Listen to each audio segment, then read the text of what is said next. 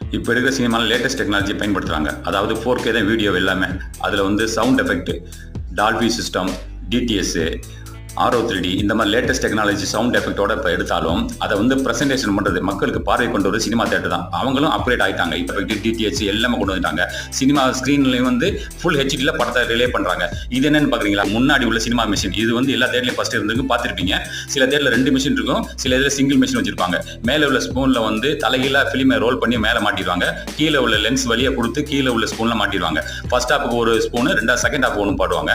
இந்த சென்டரில் உள்ள பாக்ஸ் இருக்குல்ல, அதில் வந்து கார்பன் தண்டு வரும். அந்த கார்பன் தண்டில் வந்து 2 முனையும் உரசுற மாதிரி வரும்போது லைட்டிங் ஆகும். அந்த லைட்டு இங்கே லென்ஸ் ஃபிலிமில் பட்டு அது ஸ்க்ரீனில் வந்து ஃபோக்கஸ் பண்ணி நமக்கு காட்டும். அந்த மாதிரி டெக்னாலஜி ஆரம்பத்தில் பயன்பட்டுச்சு.